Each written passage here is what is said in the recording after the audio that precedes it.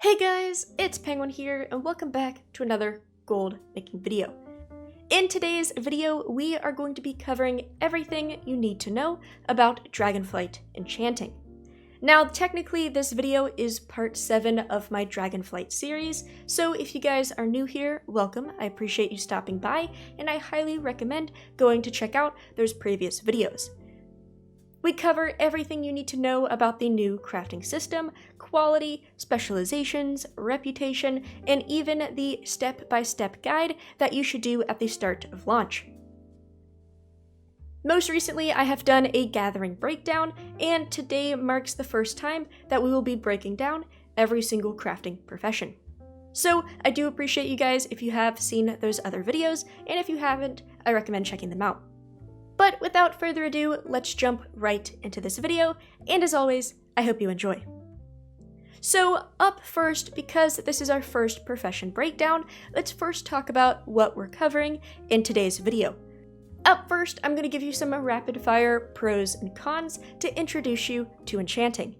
Then we're going to be covering all the requirements in terms of reputation, what sort of profession gear enchanting needs, and all of that. Thirdly, I will be taking you through all of the recipes, kind of showing you what enchanting will be making, how it's structured, and just kind of give you a rundown of everything you need to know. Fourth, we will be covering how to level this profession, the best path to take, how much it's going to cost you, and all of that. Then lastly, we're going to finish off this video with talking about specializations and my 3 recommended builds for enchanting. Now, as always, I do have to say this is beta, so keep in mind some things might change, but I will make sure to remind you throughout this video. Let's get into it. So, up first, let's talk about some pros and cons to enchanting. And to start on a positive note, let's talk about some pros. Up first, enchanting is one out of 2 professions that has no material quality. This means that you will have more bag space as you're not dealing with a ton of different duplicates, and that just means that crafting is less complicated. Now, I don't want you guys to get this confused with the end product. The end product, an enchant, does have quality, but the materials that you need do not. So this could necessarily be a con if you guys want to mess with the new system, but it just makes things less complicated, which could be an awesome pro. The second pro that we have is a lot more buyers, which is going to bring you a ton more sales. Keep in mind, enchants are stackable, meaning that they are going to be sold on the region-wide auction house. Now, of course, this can mean many things, but because you are selling to your whole region, that means you're going to have a lot more buyers and a lot faster sales. The third pro we have is that you can make a ton of gold at the start of the expansion from disenchanting. If you have enchanting, you also have the ability to disenchant, so a ton of people love to stick enchanting on their main because you're going to be bringing that character through the Dragon Isles. Maybe a quest gear will proc to epic quality, and then you just got a very nice epic quality material that you can sell on the auction house for some super good money. And so that brings us to our 4th pro, which is being able to shuffle, which is why the title of this video is how it is. Disenchant shuffling is super popular at the start of expansions. Keep in mind, materials are now region-wide, so we can't guarantee that shuffling will be as good as it was in Shadowlands, but I was making 20 to 30k an hour by doing disenchant shuffles at the start of Shadowlands. I can't guarantee that same gold per hour, but that is a simple money flip that is open to anybody with enchanting. Now, going on with some cons, we have the region-wide auction house yet again. Now, of course, we are getting more buyers, we are getting more sales, but we also have more competition. This can lead to you having to cancel scan as well as lower profit margins. As you guys know, enchants nowadays do not have a ton of profit. They are still profitable, some of them are, but there's just not a ton. You're basically selling enchants in bulk instead of selling a few for high profits. Now, one of the cons, which also kind of fit in the pro section, is that it's just a pretty simple profession. That means that there's not a ton of interesting items, you're just crafting enchants, and there's not a ton of depth because there's no quality. So of course, in terms of being competitive, there's only so much you can do. Then lastly, depending on you, this is either a pro or a con, but you will not be participating in a ton of work orders. Enchants are all BOE, and I can probably count on a singular hand how many BOP items you can actually craft as an enchanter. So you will likely not be fulfilling work orders, which could be a positive or a negative, depending on you. But with that out of the way, let's move over to part 2, which is the requirements for enchanting. Now, in terms of reputation, you will need 5 different rep grinds. You have the 4 main factions, so you have multiple recipes coming from the Valdrakken Accord, from the Dragonscale Expedition, from the Tuskars, as well as from the Centaurs. So you will be needing to grind reputation on all 4. Then you also have to grind reputation for the Artisans Consortium, which is not a main faction, however it still has quite a rep grind as it is one of the main side ones. Now in terms of best in slot profession gear, there are 3 items you're going to be equipping.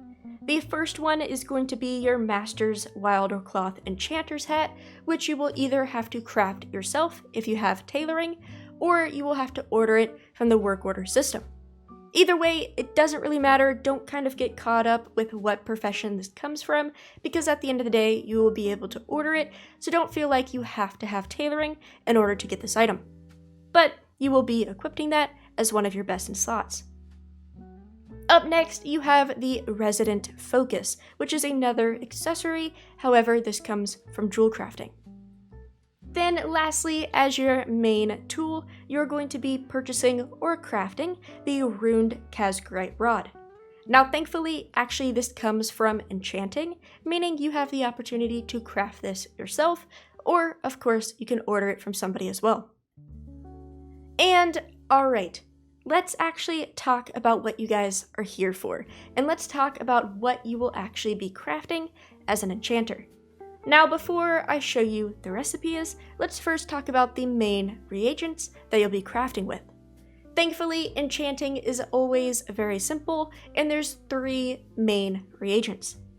You have your common quality dust, very similar to soul dust from Shadowlands, however it is called chromatic dust this time around. Then you have your a little bit higher quality rare item, which is your vibrant shards, aka soul shards from Shadowlands. Then lastly, from the epic quality gear, you have the epic crystal, which is the, sister of the eternal crystal from Shadowlands, which is the resonant crystal of Dragonflight. Now, like I said at the start, none of these reagents have quality, which will make your crafting life very easy.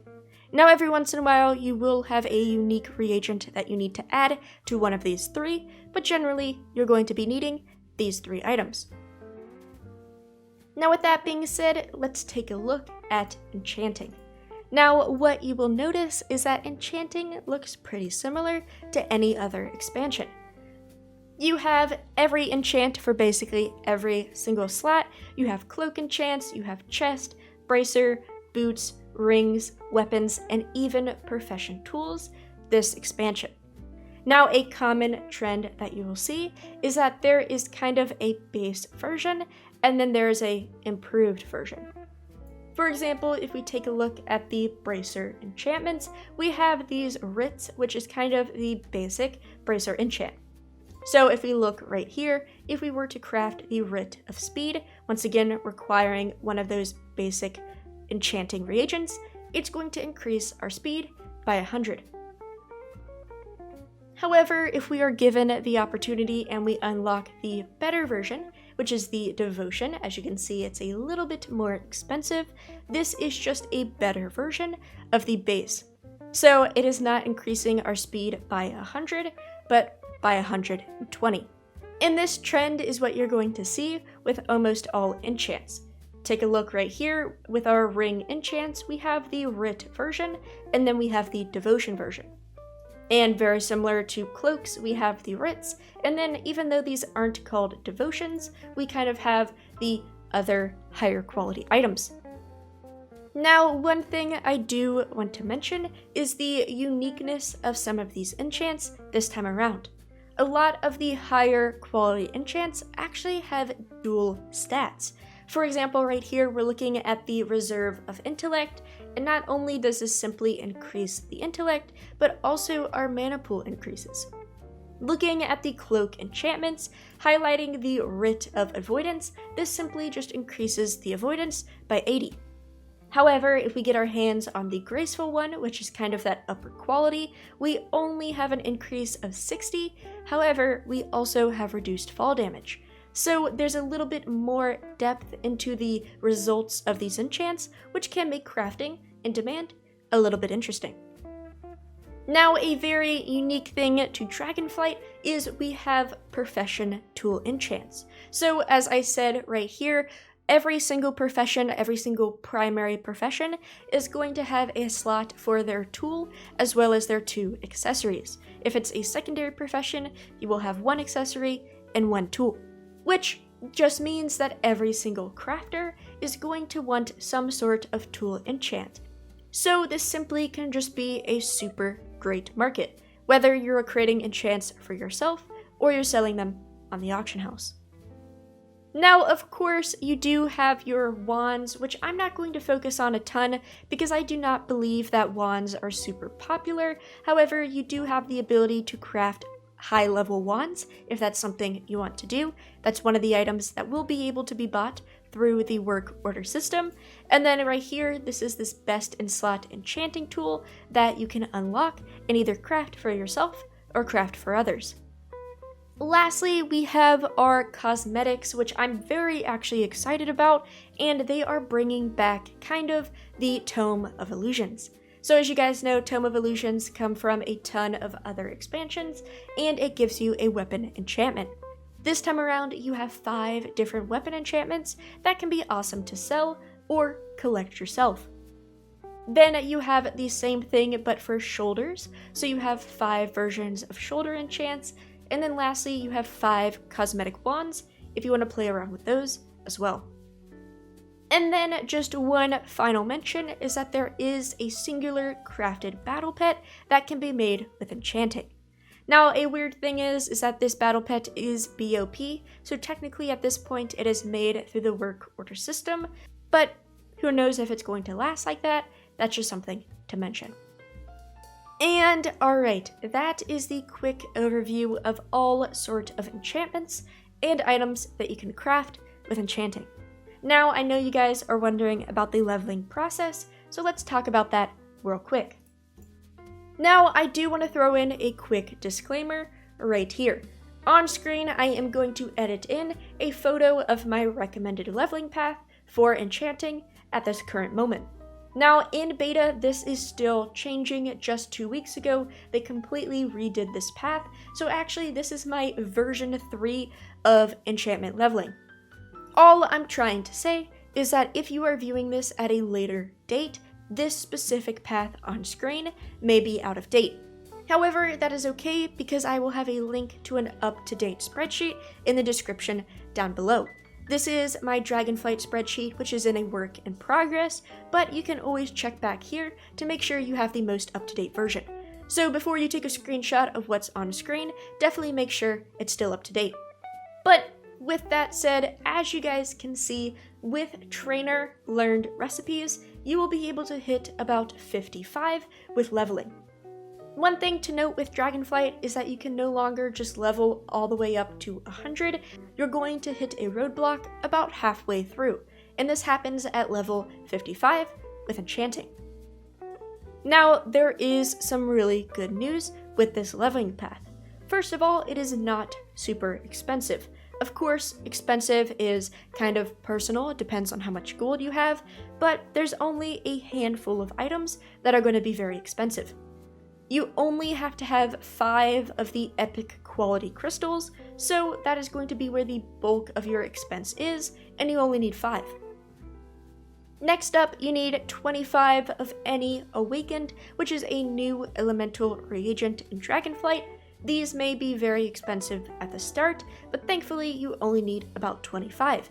This is also for the last part of leveling, so you can get away without actually buying these. Then lastly, you do need about 40 vibrant shards, so yet again that can be expensive, but if you are disenchanting your old gear, then you will likely have a lot of these yourself. Now, one thing to note is that remember you can get knowledge points by your first craft bonuses, and if you follow the route on screen, by the time you hit 55, you will have gained about 25 knowledge points just from first craft bonuses.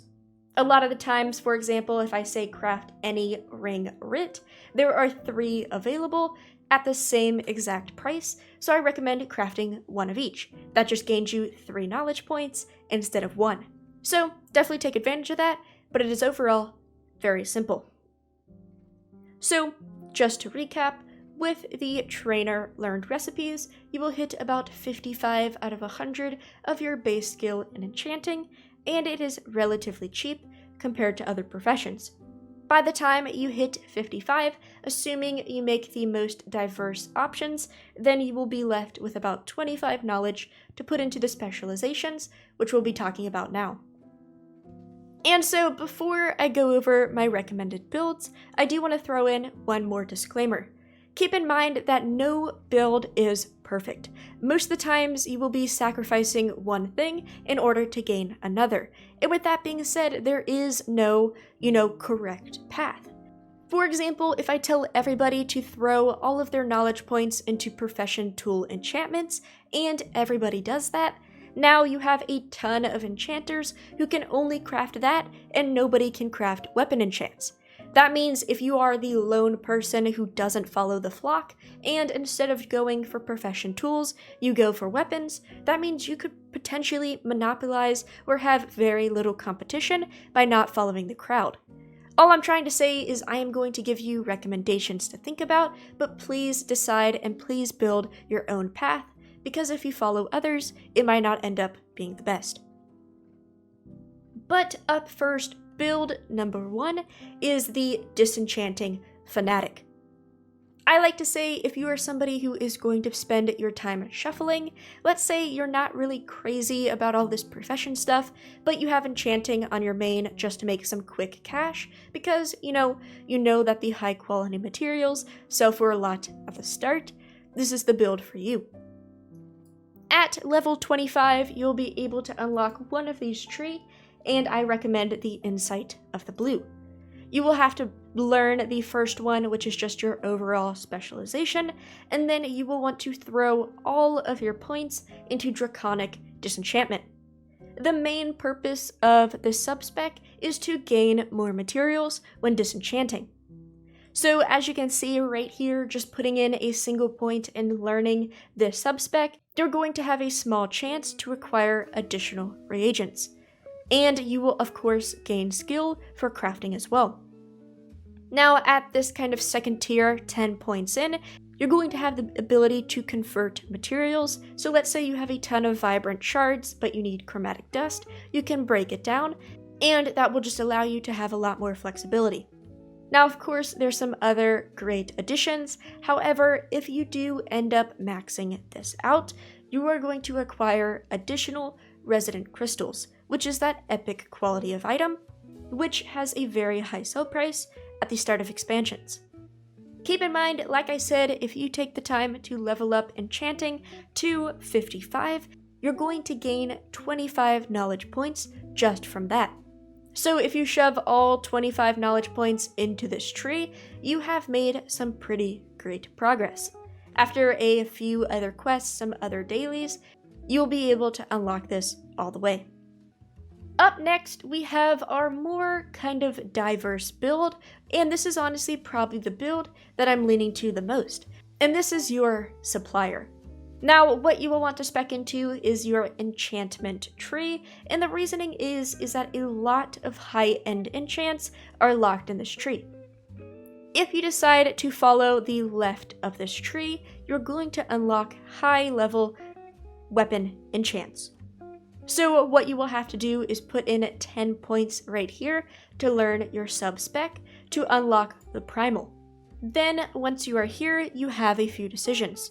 You just spent 10, so let's say you have about 15 points. You can shove them all here and you will unlock 2 sub-specs. So you can unlock 2 of the high-end weapon enchantments. Just to go back to recipes, we are talking about these right here, these devotion weapon enchantments. So for example, if you unlock the burning one, then you're going to unlock the ability to craft this specific enchant and so on. These are your very high-end weapon enchants that have a variety of abilities and will likely be in much demand. Now, let's say you don't want to go the weapon route and you want to go the profession and kind of other diverse route. You have the right side of this tree. So yet again, you will have to put 10 points in here to unlock a sub-spec, and then you will unlock material manipulation. This just increases your skill for bracers, chest pieces, cloaks, rings, and profession tools. So once again, a ton of diversity. Then most people will likely want to put their points into artistry, which is how you unlock draconic inspiration, as well as draconic resourcefulness, which is 2 of the main profession enchants. The other profession enchants are tied to reputation. If you do not want to put points into that, you have the option to unlock your chestplate abilities, or you have the ability to unlock devotion. So once again, devotion of avoidance are these right here. So we just talked about how you unlock the writs, but if you want the better devotions for bracers, you get it through this tree. So depending on how many spec points you have, of course, you have many options, and ultimately you will want to unlock all, but I will say this is probably the best tree for most people. Now, this is where I want to say you can mix and match. Keep in mind that you have the ability to unlock all trees. So let's say you have, level 50 enchanting. That means you have unlocked 2 trees. Maybe you decide to unlock the insight of the blue and you spend 10 points into the disenchanting tree in order to gain access to the crystalline shatter so you can break down reagents. Then you decide to throw the rest of your knowledge points into your enchantment tree so you can unlock some weapon enchants. That is perfectly fine, and honestly, a lot of people may do that. You can, of course, do the opposite as well. Throw some points into enchantment, and then throw your leftover points into disenchanting. It's completely up to you. Then lastly, I do just want to mention this tree, and this is kind of your cosmetics and weapon actual wand tree. Now, the reason why I don't recommend this a ton is that, wands are not a very high demanded weapon. Not a lot of people want them, and you will be tied to the work order system, so it's just not that interesting. Now, one thing to note is that high level best in slot profession tool is locked behind here. So if you plan on crafting it yourself, you're going to have to unlock this tree and unlock this recipe by putting 10 points into the sub-spec. But keep in mind, you could always have somebody else craft it if you like. Now, like I mentioned before, this is the sub-spec that is going to give you better results for your cosmetic items and just generalized better enchanting boost. So if we look right here, just unlocking this tree, you unlock the ability to craft items faster. So this could be really nice if you plan on AFKing things, or you just want some general increased skill. So, like I said before, if you really want to AFK and be able to craft things faster, maybe you just unlock this tree to instantly get that buff, and then you throw everything else in this tree. Or, you want to craft enchants faster because you're going to be disenchanting a ton and you have a lot of materials to use up. As you guys will likely be seeing now, is that there's just a lot of choice. But in order to recap, if you are looking for some quick shuffling gold, or somebody who just wants to make the most out of disenchanting random gear, going into this second tree and using all of your points into this sub-spec, Draconic Disenchanting, is going to be for you. Let's say you want to be the actual main supplier and you want to have a diversity of high-level enchants. You're going to want to spec into enchantment and start filling out this tree. The left side focuses on weapons, while the right side focuses on a various amount of gear. Then lastly, you do have your overall kind of support tree, which also focuses on weapons if that's something you're interested in. But there we go. Yet again, after a very long video, hopefully you understand enchanting just a little bit better. As always, if you guys have any questions, feel free to leave them in the comments down below, and I will either answer that right there or guide you to a video that might have your answer for you. I do recommend checking out the previous videos of this playlist if none of these mechanics made sense, as they are all described there. As always, everybody, we have had an insane amount of support lately, which I cannot thank you enough for, so welcome to all the new people, and of course to anybody who is returning. I really do appreciate you for coming back. Until next time, I will talk to you guys soon, and have a good day.